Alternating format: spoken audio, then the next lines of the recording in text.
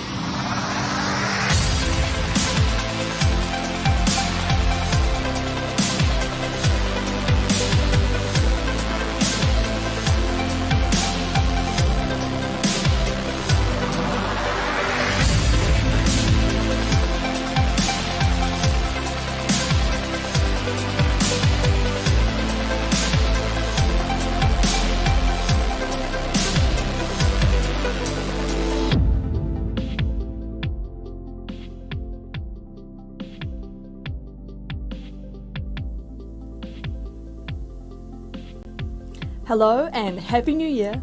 Welcome to the live broadcast of RocketLab's first mission for 2021, a dedicated launch for OHB Group.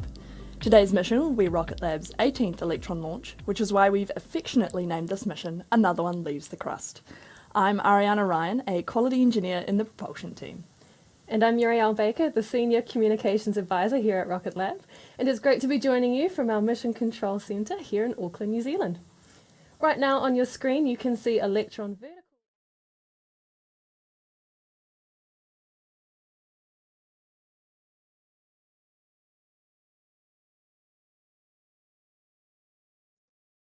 Evet arkadaşlar, şimdi fırlatılışa 14 dakika kaldı. Yok, 13'müş, evet.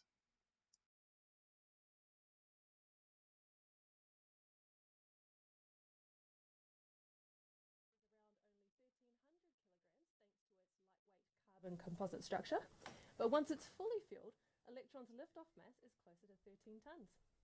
With propellant loading complete for today's mission, it's almost time to go to space. We're at about 12 minutes away from liftoff, which is scheduled to hit it very soon, and all of Electron systems. Şu an Yeni Zelanda'dan canlı yayında bu roket. Yeni Zelanda'da Onenu Station'da fırlatılacak. RocketLab'ın Electron roketi.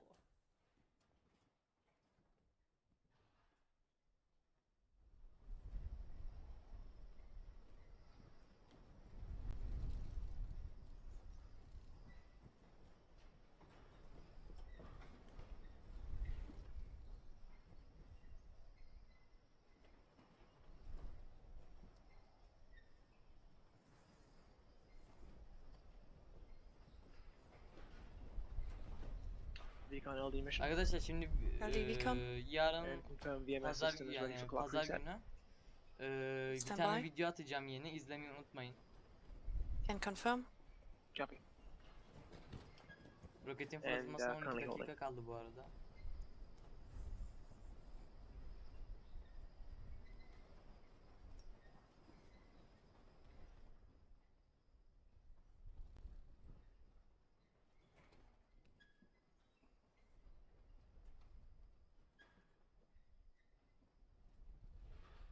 Şu an yoğun rüzgardan dolayı roketin sayacı durduruldu orada.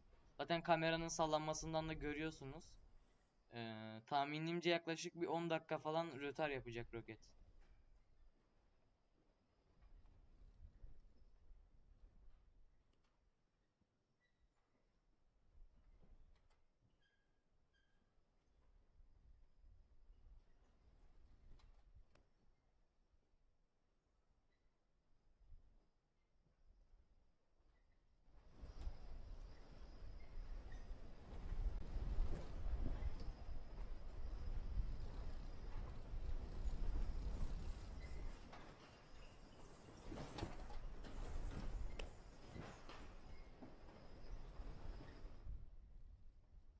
Evet, arkada zaten denizdeki oradaki dalgaları da görüyorsunuz. Çok şiddetli bir rüzgar var. Hemen şuradan bakıyorum.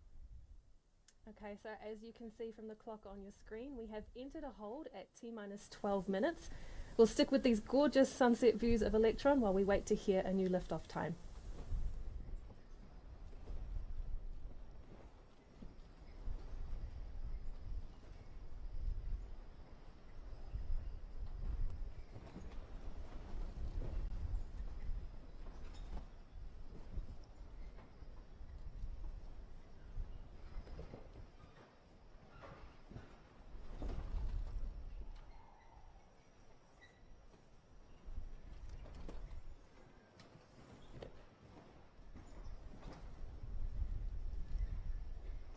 Şimdi şuradaki yazıyı bir okuyacağım, ne diyor bir.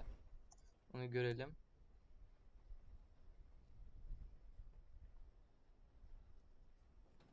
Evet, tam benim dediğim gibi biraz roket bekletmeye almışlar.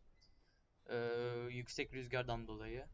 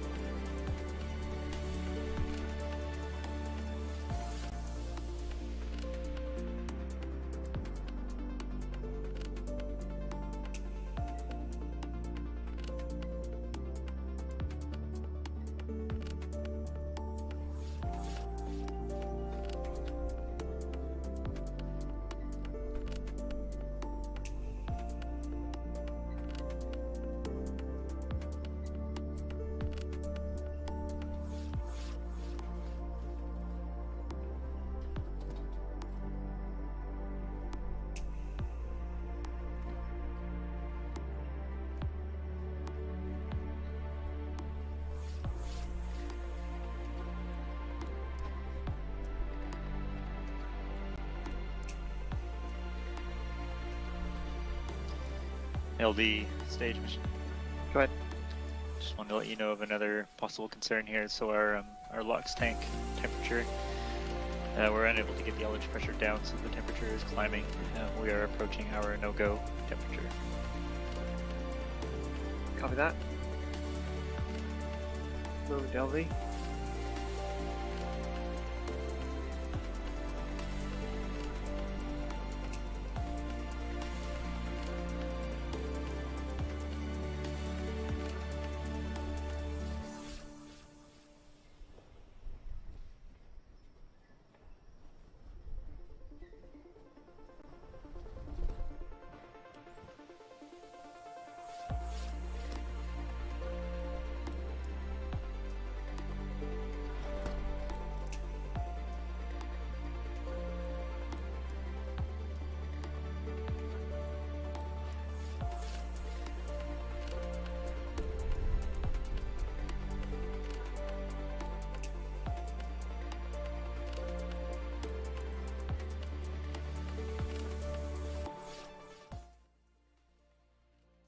Evet arkadaşlar, roketin yanından çıkan gazları görüyorsunuz. Yavaş yavaş roketin içini ısıtmaya başladılar. Yani bu da rüzgarın azaldığını gösteriyor. Ama şu an daha henüz fırlatılış söz konusu değil.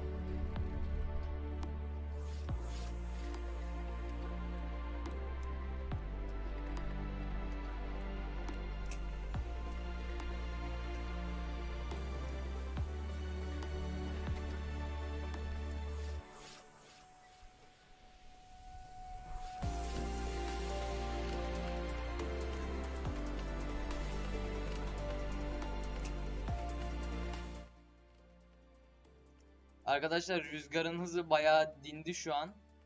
Kenardaki sayaçtan da sağ alttaki sayaçtan ne kadar kaldığını görebilirsiniz. Şu an hala rotar devam ediyor ama bir 5 dakika içerisinde rotarı iptal edebilirler. Sol taraftan da bu arada şu an ne yaptıklarını öğrenebilirsiniz. Zaten ben size detaylı olarak anlatacağım.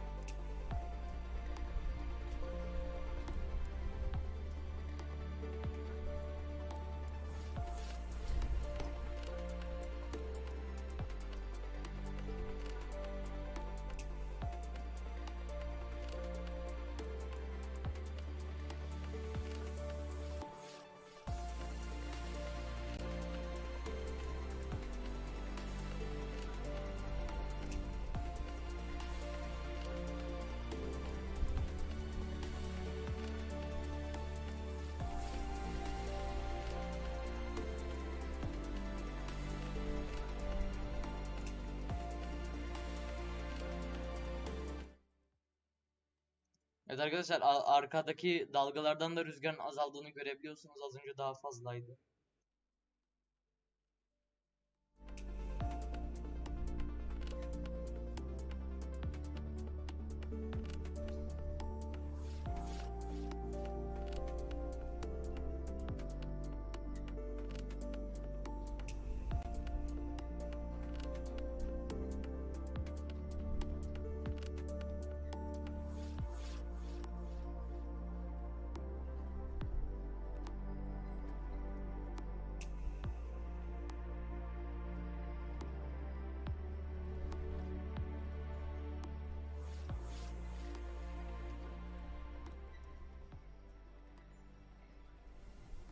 If you're just joining us, as you can see, we're in a hold at T-minus 12 minutes.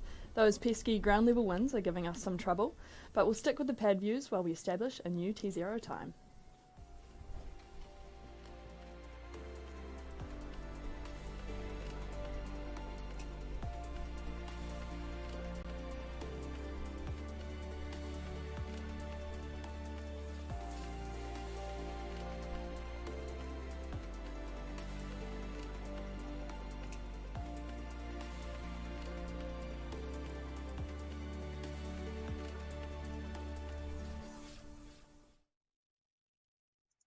Arkadaşlar şimdi rüzgar azalmış. Ondan 3 dakika içerisinde başlatmayı planlıyorlarmış. Eğer rüzgar biraz daha azalırsa.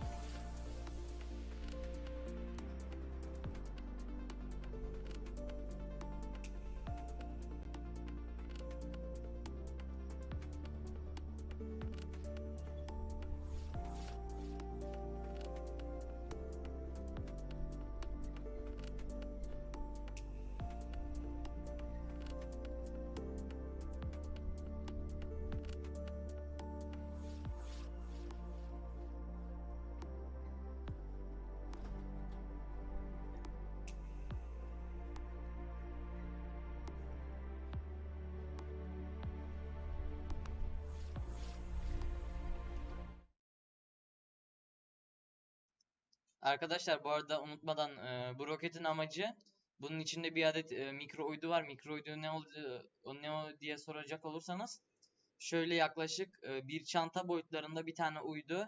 haberleşme ve internet ihtiyaçlarını karşılıyor genelde Türksat 5A gibi.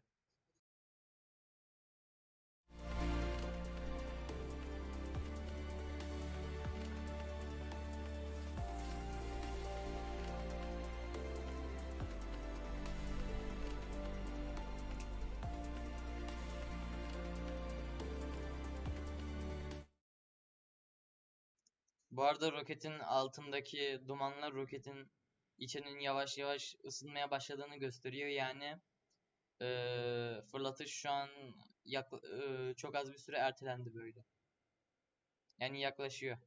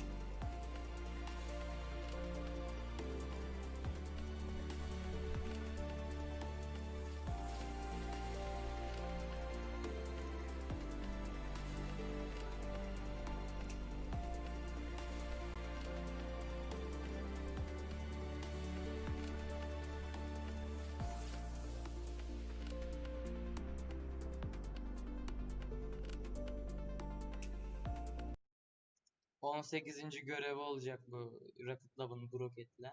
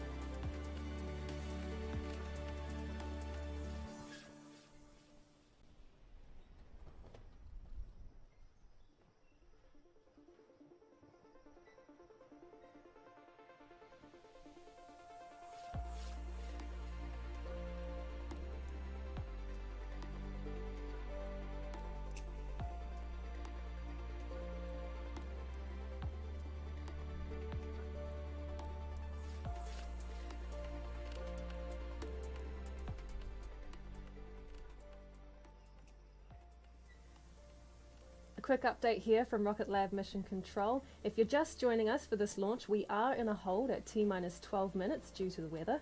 The team are currently working through a new T0 time and we'll keep you updated throughout the hold.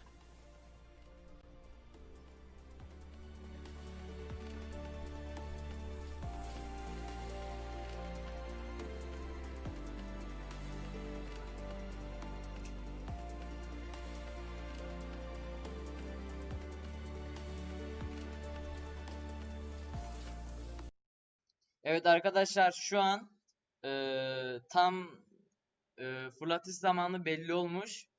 10-11 dakika sonra fırlatıldı. Yani 10-11 dakika sonra tekrardan 12 dakikalık geri sayıma devam edilecekmiş.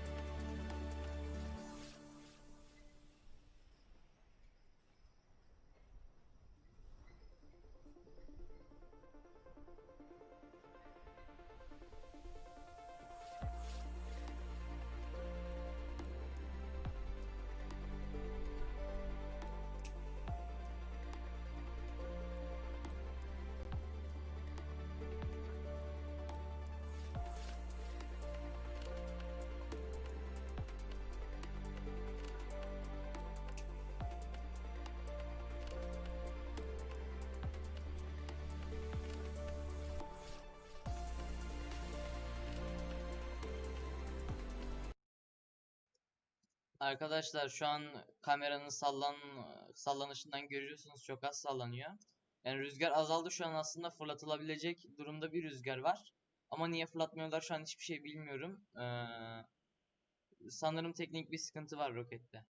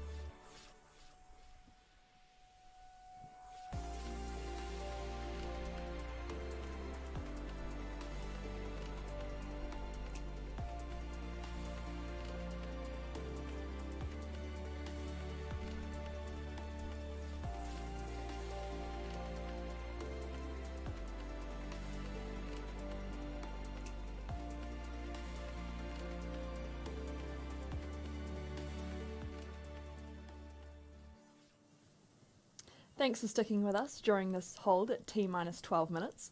The team are currently monitoring ground level winds to establish a new T0 time. Bit of a fun fact while we wait, tomorrow is in fact the 3-year anniversary of our first orbital mission, still testing. 3 years later, we're knocking on the door of 100 satellites deployed to orbit.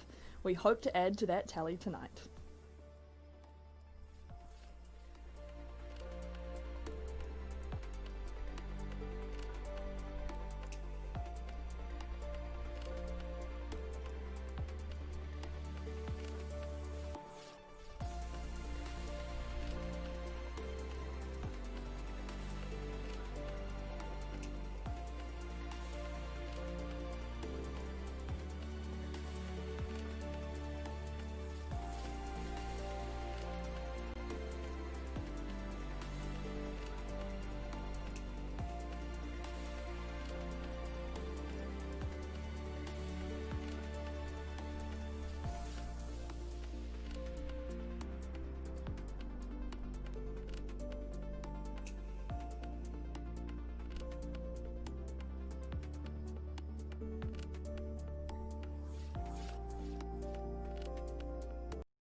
Evet arkadaşlar, şimdi rüzgar düzelmiş. Geri sayımı başlattılar. Yalnız 12 dakikadan değil, tekrardan 15 dakikadan, yani yayının en başından başlattılar. Bu da demek oluyor ki şu an 10-15 dakika sonra roket fırlatılacak.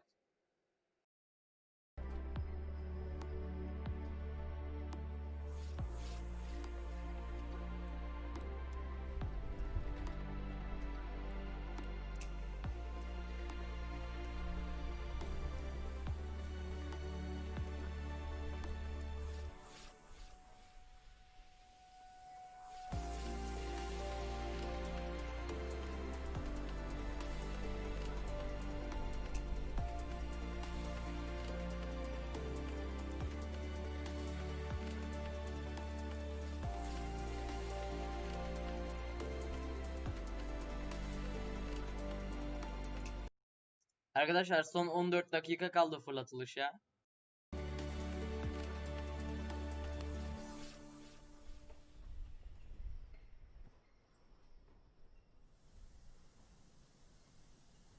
As you can see, the clock has been restarted with a new T0 of 0726 UTC, and we are at T-minus 13 minutes and 57 seconds and counting.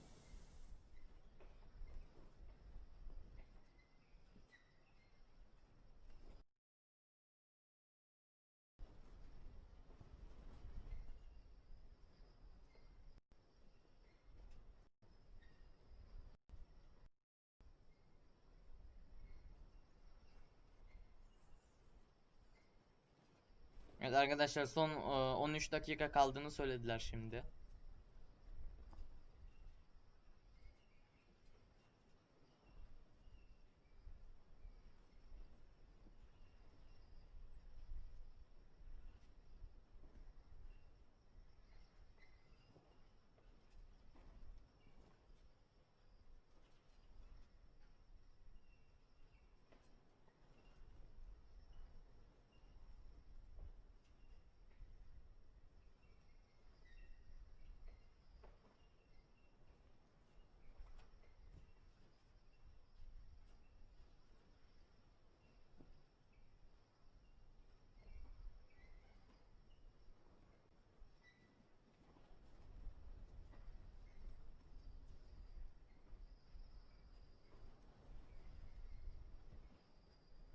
All stations proceeding with a go-no-go sequence.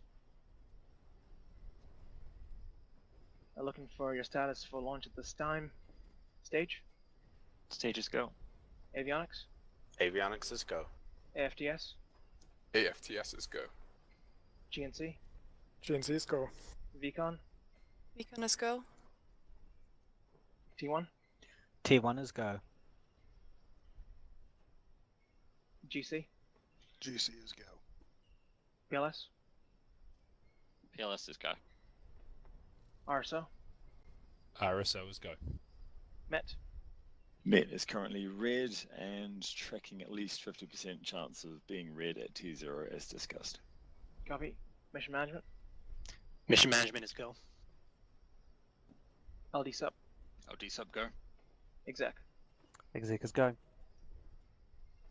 Go-no-go sequence complete. We're at T-minus 11 minutes, 34 seconds and counting. We're go for terminal count pending. Arkadaşlar şu an fırlatış için son kontrolleri yapıyorlar. Bu arada 11 dakika kaldı. GC proceed with pad terminal checks, sequence 44. GC copies.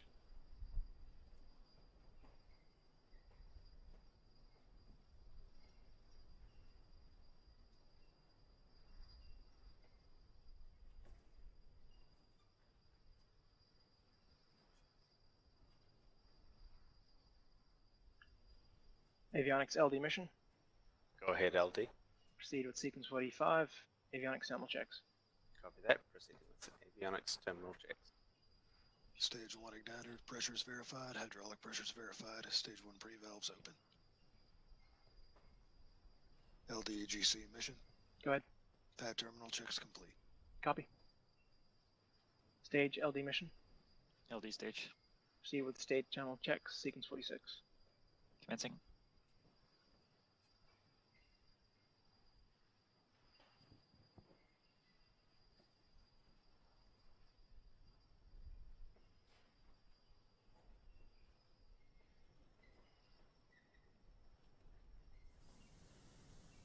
Alright, so there we have it. That concludes the poll. The weather is still no go at T0 currently, but hopefully will subside in time for liftoff.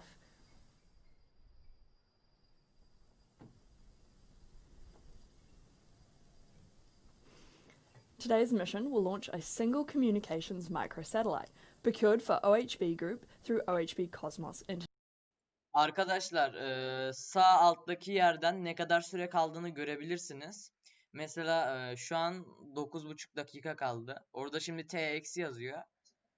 T eksi demek şimdi fırlatıldığına ne kadar kaldığını gösterir. Az sonra fırlatıldıktan sonra T artı yazacak. Oradaki T artı da fırlatıldıktan sonra üstünden ne kadar zaman geçtiğini gösterir. Electron's kick stage will perform a series of burns with its relightable Curie engine to raise apogee and act as a space tug to deliver OHB payload to its precise orbit. Following payload deployment, the kick stage will perform a deorbit burn to lower its perigee. By dropping closer to the Earth, the kick stage will experience greater atmospheric drag, enabling it to re-enter and burn up faster to avoid becoming space junk.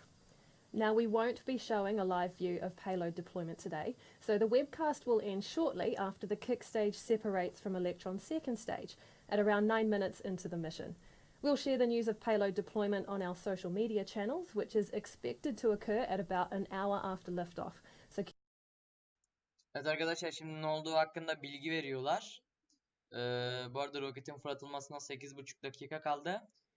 Roketin kutup yörüngesine yerleşeceğini söylediler. Yani roket kuzey veya güney kutbundan birini takip edecek ve tüm dünyaya yayın yapabilecek.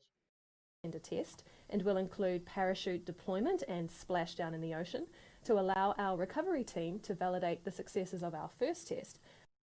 Arkadaşlar, roketin fırlatılmasına son 8 dakika. Those upcoming missions very soon.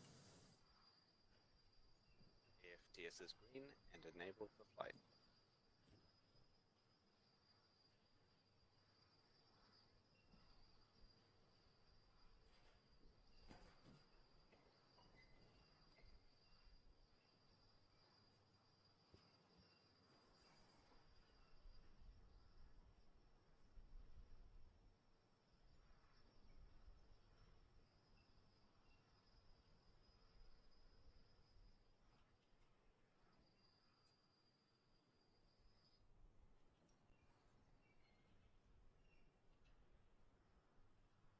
LV stage mission. Arkadaşlar, Stage bir term. saniye. Arkadaşlar, sağ alttaki yerden ne kadar süre kaldığını öğrenebilirsiniz. Şimdi son 7 dakika kaldı. Biraz ısıyı da arttırdılar bu arada. Oradaki dumanlardan anlayabilirsiniz bunu.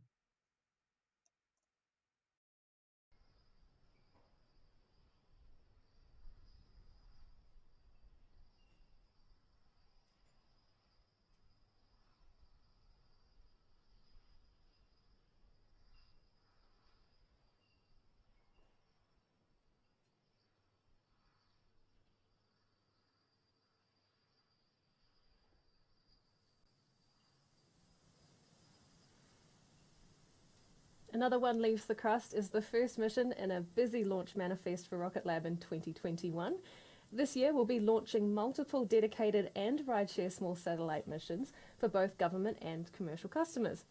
It's also the year we'll be launching to the moon for NASA with our capstone mission, which will see us use Electron and Photon to transport a satellite to lunar orbit in support of the agency's Artemis program. We also have 2 new pads to debut this year. So we'll see liftoffs from Launch Complex 2 in Virginia, as well as our newest launch pad, LC-1B, located at Launch Complex 1. And of course, as Muriel mentioned before, we'll be continuing our program to make Electron a reusable launch vehicle, with even more recovery missions planned this year. 2021 is going to be a huge year for our team and customers, but Arkadaşlar, son 6 dakika kaldı. yeah.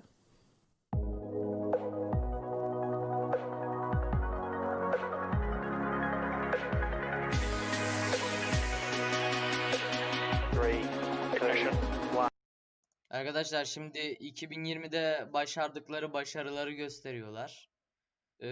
Bir montaj halinde.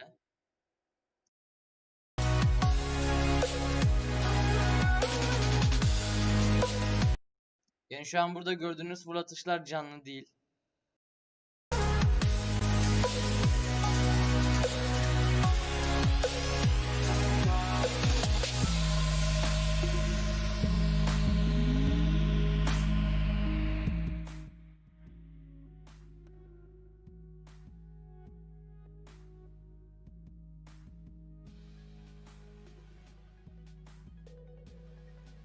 Bu eski fırlatışlarından biri gene.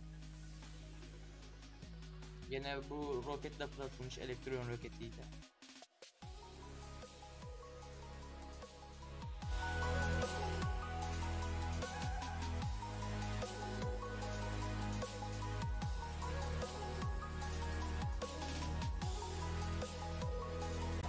Bu da Ağustos'ta fırlattıkları bir roket. Bu da elektron roketiyle.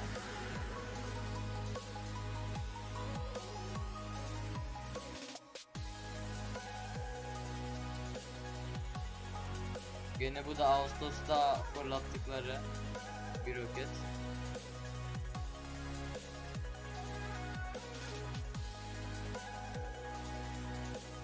Bu da Ekim'de fırlattıkları bir roket.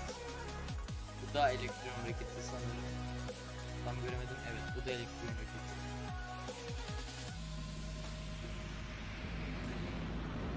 da Kasım'da fırlattıkları Electron roketi gösteriyor.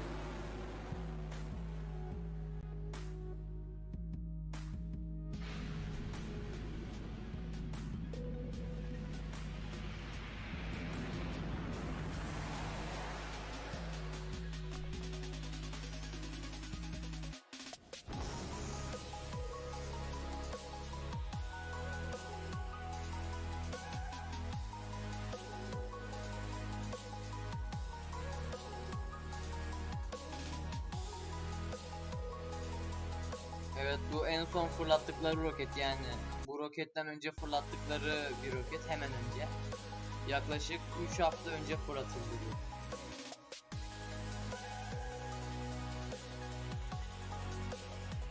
Evet, burada da bize teşekkür ediyorlar. Bir de kendi personellerine.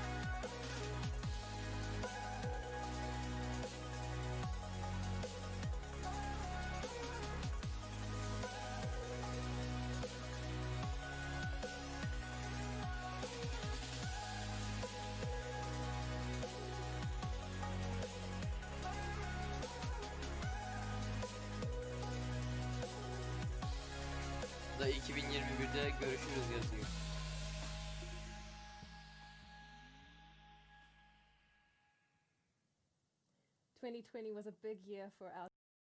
Arkadaşlar bu arada sağ tarafta görüyorsunuz roketin fırlatılışına son 2 dakika kaldı.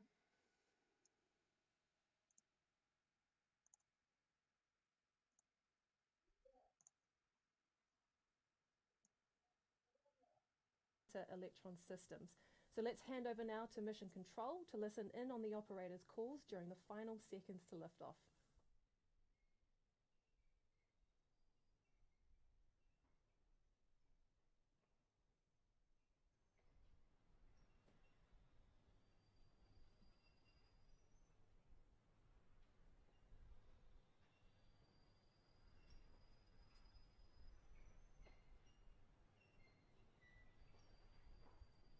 Anti-gauze ring is disabled.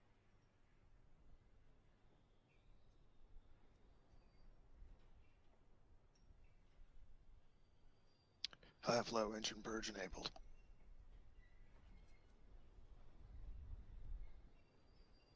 Stage 1 and Stage 2 tanks are pressed for flight.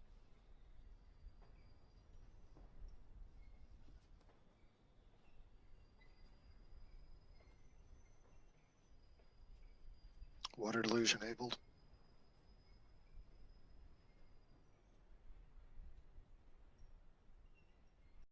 Arkadaşlar fırlatışa son 30 saniye kaldı. Yani 20 saniye sonra geri sayımı başlatacaklar. Evet, şimdi uzaktan çekim gösteriyorlar orayı. Minus 20 seconds and counting.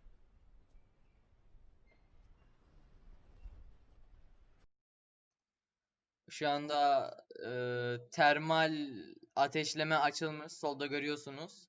Fırlatılışa çok az kaldı. Şimdi geri sayım yapılıyor. 4, 3. Engine start.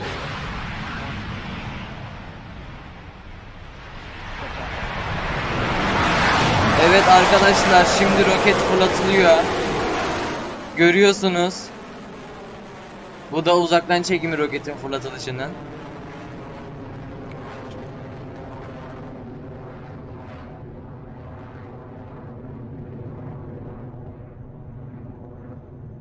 Stage 1 propulsion is nominal. Bu arada sol tarafta lift-off yazan yer fırlatılış anlamına geliyor. Yani şu an fırlatıldı demek bu.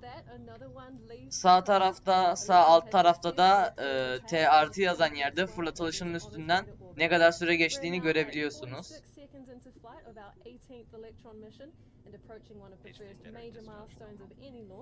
Max Q, or maximum aerodynamic pressure. This is the moment during launch when the forces against Electron are at their peak. We'll be coming up to that very shortly, so let's listen in. Approaching max Q. And cleared max Q.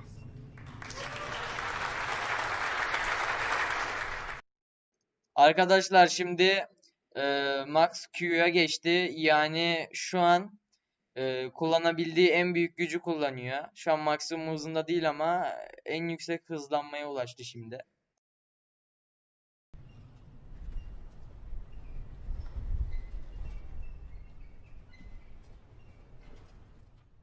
Stage 1 guidance remains nominal. 40 seconds remaining. AOS Chatham Station.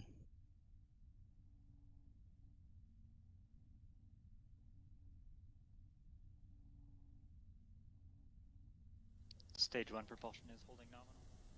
Shortly, the 9 Rutherford engines on Electron's first stage will shut down. We call this main engine cutoff, or MECO. Right after that, Electron's first and second stages will separate, and the vacuum-optimized 10th Rutherford engine on the second stage will ignite. Let's listen in on calls from Mission Control. Arkadaşlar roket fırlatılalı üstünden şimdi bakıyorum 2,5 dakika geçmiş. Ve şimdi pozisyon almaya geçecek. Evet, şimdi yakıt tankı bırakıldı. İlk yakıt tankı.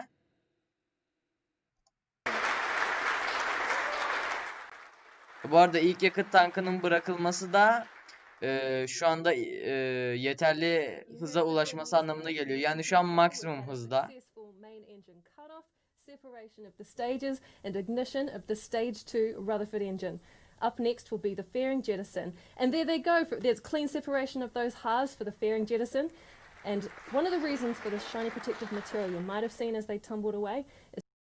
Şimdi gördüğünüz yan yakıt tankları da bırakıldı. Yan yakıt tankları da daha az yakıt depoluyor asıl yakıt tankından.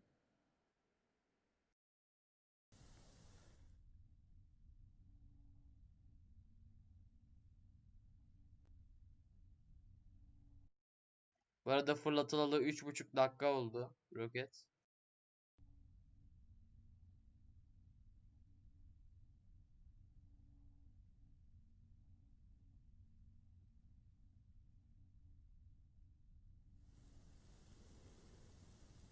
For those of you just joining us, we're just about 4 minutes into flight for our first. Evet, 4 dakika oldu fırlatılalı. Continuing to carry the OHB satellite to its intended destination in a polar orbit. The operations team is tracking no issues, and the burn of the second stage engine is continuing nominally. At the top right-hand side of your screen, you can see the live telemetry data we're collecting on Electron's performance currently. Electron has made it cleanly through its early launch milestones and is now approaching one of its next critical operations, the battery hot swap on its second stage. We'll tell you a little bit more about what that involves close to the time it's scheduled to occur at T+6 minutes into the mission.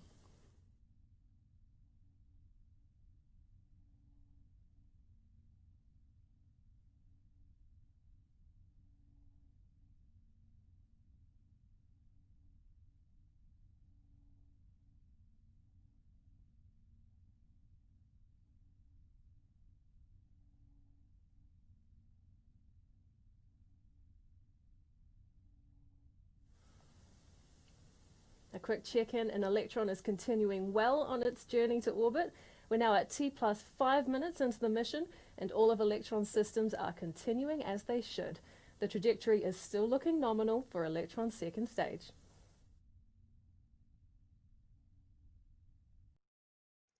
Arkadaşlar şimdi batarya bırakılışına az kaldı. Yani roketin bir bölümü benzinle biraz da bataryayla çalışıyor.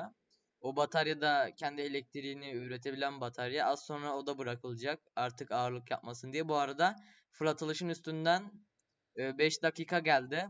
5 dakika geçti pardon. Batarya bırakıldığında da tam uzayda olmuş olacak. Old ones we no longer require. The battery hot swap is scheduled to occur just over 6 minutes into the mission, and we're coming up on that very soon. Let's throw you back into Mission Control to listen in.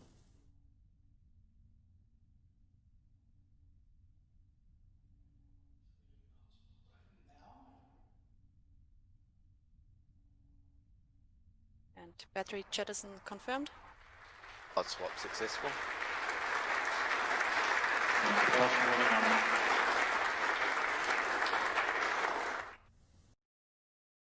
Evet Evet arkadaşlar, şimdi batarya bırakılışı gerçekleşti. Yani şu an roket tam olarak uzayda. Yerçekiminin etkisinin altında kalmıyor.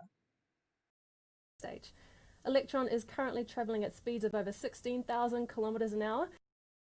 Bu arada fırlatılışın üstünden 6,5 dakika geçti.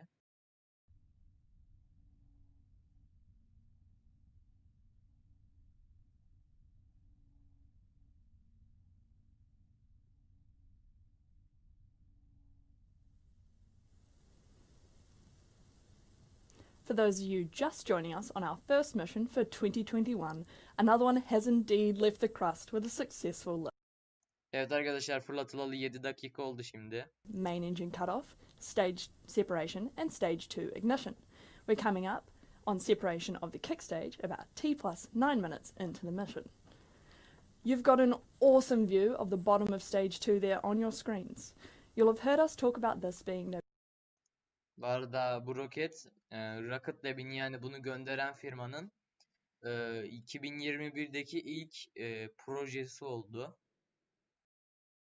as they exit, allowing for full thrust utilization.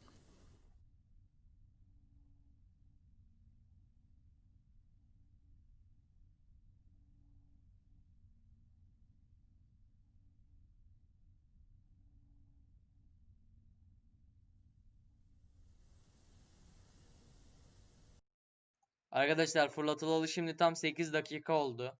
Before shutting off completely to allow for clean separation of the stages. We call this SECO, or second engine cutoff, and this separation of the stages will place the kick stage in an elliptical orbit around Earth for a coasting period of around 40 minutes or so.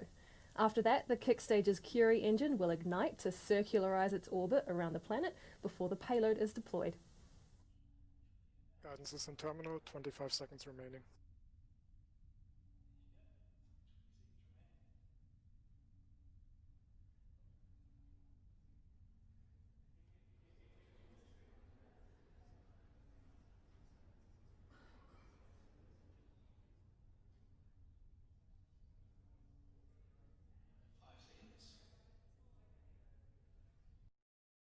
Evet arkadaşlar, evet, şimdi tam oldu.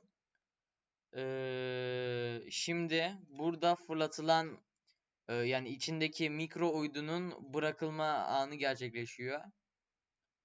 Yani bu mikro uydunun bırakılması da yani bırakıldığı anda çalışmaya başlamayacak. 2021'in ilk çeyreğinde, yani Nisan'la bizim şu an bulunduğumuz gün arasında bir zaman içinde çalıştırmaya başlayacaklar. Has cleanly separated. The kick stage is now travelling around the Earth at a speed of 8 kilometers per second, and what we call Bu arada fırlatılışın üstünden tam 9,5 dakika geçti. Curie engine will ignite to position the stage ready for payload deployment. It's thanks to the kick stage's Curie engine that we can provide our customers with pinpoint accuracy for deployment, enabling them to locate and start operating their spacecraft immediately after launch. Arkadaşlar, fırlatılışın üstünden 10 dakika geçti şimdi. Burn to lower its perigee. That enables it to re-enter the Şimdi de roketin fırlatılmasında yardımcı olan programcıları gösteriyorlar. Continue to share updates about this mission on our social media channels, so keep an eye out there. Before we close out today's live broadcast, we'd like to thank our mission partners, OHB Group. 1 dakika sonra da yayını kapatacağım zaten. Webcast, so thank you so much for joining us for another Electron mission. We look forward to bringing you many more this year. For the first time in 2021, this is RocketLab Mission Control, signing off.